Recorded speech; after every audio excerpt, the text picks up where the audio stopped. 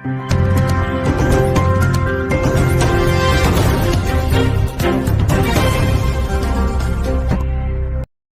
मिट्टी में मेरी सांसें बसती हैं, इस क्षेत्र की चिंता ही मेरा जीवन है। विधायक संजय सत्येंद्र पाठक। गणतंत्र दिवस पर ऐतिहासिक किले से गूंजी देशभक्ति की आवाज। कटनी। विजयराघवगढ़ विधानसभा क्षेत्र के ऐतिहासिक किले प्रांगण में 26 जनवरी गणतंत्र दिवस का दृश्य केवल एक औपचारिक कार्यक्रम नहीं था, बल्कि यह जनभावनाओं, समर्पण और सेवा के संकल्प का सजीव प्रतीक बन गया। जब विधायक संजय सत्येंद्र पाठक ने तिरंगा फहराया तो वातावरण में केवल राष्ट्रगान ही नहीं बल्कि जन जन के विश्वास की गूंज सुनाई दे रही थी। भावुक स्वर में जनसमूह को संबोधित करते हुए विधायक संजय पाठक ने कहा, विजयराघवगढ़ में मेरी सांसें बसती हैं।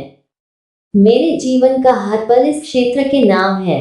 मुझे केवल एक ही चिंता है, मेरे क्षेत्र के हर नागरिक का भविष्य। उन्होंने मंच से प्रधानमंत्री श्री नरेंद्र मोदी और मुख्यमंत्री श्री मोहन यादव के कार्यों की प्रशंसा करते हुए कहा कि भाजपा सरकार का एकमात्र उद्देश्य है अंतिम पंक्ति में खड़े व्यक्ति तक विकास पहुंचाना।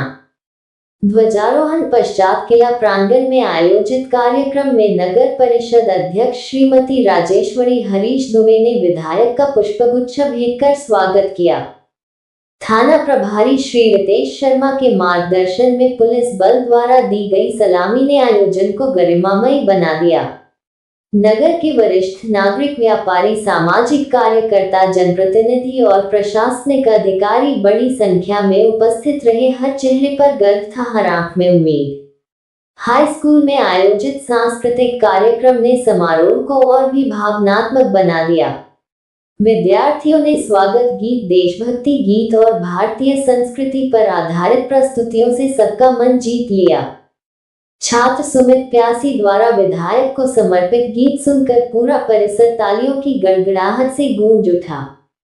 इस दौरान उपस्थित जनों में नगर परिषद अध्यक्ष राजेश्वरी हरीश दुबे, जनपद उपाध्यक्ष उदयराज सिंह चौहान, मंडल अध्यक्षों में श्री राम सोनी, विवेक सिंह, प्रमोद सोनी, भवानी राजा, कैमूर नगर परिषद अध्यक्ष पलक नमीत ग्रोवर, पूर्व नगर परिषद के पार्षद अजय शर्मा, उपाध्यक्ष संतोष केवट, प्रमोद शुक्ला, जयवंत सिंह चौहान, नंदू गुप्ता, अरशद खान, रंगलाल पटेल, हरिओम वर्मन, डॉक्टर विनोद कुमार, थाना प्रभारी रितेश शर्मा, एसडीओपी वीरेंद्र धारवे, परियोजना अधिकारी संतोष अग्रवाल, डॉक्टर शारदा साहू, संदीप मिश्रा, पीडी अवस्थी तथा पार्षदों, नगर के गणमान्य नागरिकों आदि बड़ी संख्या में लोगों की मौजूदगी रही। शेरा मिश्रा, पत्रकार, विजयराघवगढ़। मुख्य अतिथि आदरणीय भैया जी के लिए चार्ट में भी गुरूर है, पर शायद कि हमारे पास भी मुख्य अतिथि जैसा कोई हुनूर है। मुख्य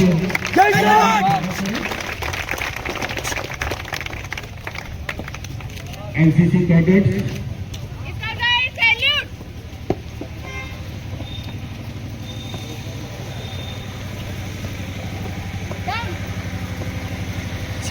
भैया जी का हृदय से स्वागत, वंदन, अभिनंदन।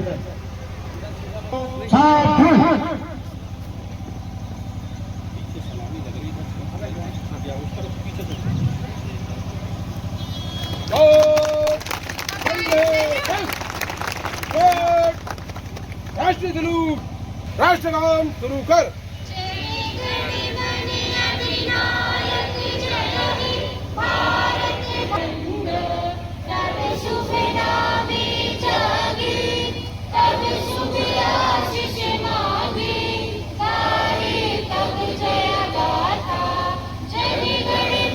भारत माता की जय, भारत माता की जय। कोट कंधे दस्त, भारत माता की, भारत माता की, वंदे वंदे गणतंत्र दिवस। नई आवाज नहीं आई अच्छी। भारत माता की वंदे वंदे। दिवस की आप सभी को बहुत बहुत शुभकामनाएं और बधाई। इतिहास तो सभी को मालूम है कि 1950 से आज से भारत में संविधान लागू हुआ, तब से हम गणतंत्र दिवस मनाते आ रहे हैं। अभी जब मैं घर से निकला गणतंत्र दिवस के इस ध्वजारोहण के आयोजन के लिए, तो मैंने 3-4 लोगों से रास्ते में पूछा कि गणतंत्र का मतलब क्या होता है। लोगों ने अपने अपने तरीके से गणतंत्र को परिभाषित किया। गण मतलब जन जन का तंत्र, यानी व्यवस्था, कि भारत के जन जन के लिए क्या व्यवस्था लागू की जाती है। संविधान जो लागू हुआ उसमें क्या क्या व्यवस्थाएं दी गई है, किस प्रकार से देश चलेगा, किस प्रकार से हमको देश का विकास करना, किस प्रकार से देश के सिटीजन यानी नागरिकों को उनके अधिकार देना है और भारत को तरक्की की राह पे ले जाने के लिए ये हमारी रामायण है, यही हमारी गीता है और यही हमारा पुराण है, यही हमारा संविधान है। और वही गण गण के लिए बनाया गया तंत्र को गणतंत्र दिवस के रूप में स्वतंत्र हमारे संविधान लागू होने के रूप में मनाया जाता है। साथ मनाते हैं, घर घर में तिरंगा फहराते हैं। हर किसी के मन में भारत के प्रति, अपने देश के प्रति एक जज्बा पैदा होता। अपने आप स्वयं में छोटे छोटे बच्चे भी जब निकलते हैं घरों से, तो वो कोई 3 रंग का अपना केसरिया सफेद और हरा पट्टा गाल में बना लेते हैं, कोई हाथ में बना लेते हैं, कोई जेब में। बीजारोपण बच्चों से ही होना आवश्यक है। हमने जैसे और जो हमने कॉलेज में पढ़ा है वो उतना याद नहीं है। इसका मतलब सीधा है कि अगर बचपन में ही भाव जागृत हो जाते हैं जिस रूप में, वो उसी रूप में स्वरूप में बड़ा होता है और वो कभी विस्मृत नहीं होता, उसको भूल नहीं सकता जो बचपन में याद कर लिया जाए। इसलिए बचपन से ही जन्म के बाद जब बोलना शुरू करे, समझना शुरू करे, ये पापा है, ये चाचा है, मामा है, ये ताऊ है, ये मेरा परिवार है। बच्चे को थोड़ी ना मालूम था जन्म लेते समय कि वो ब्राह्मण के कुल में जन्म लिया है, कि वो ठाकुर के, वो अनुसूचित जनजाति या अनुसूचित जाति या हिंदू या मुसलमान या सिख या ईसाई किसके परिवार में पैदा, उसको नहीं मालूम।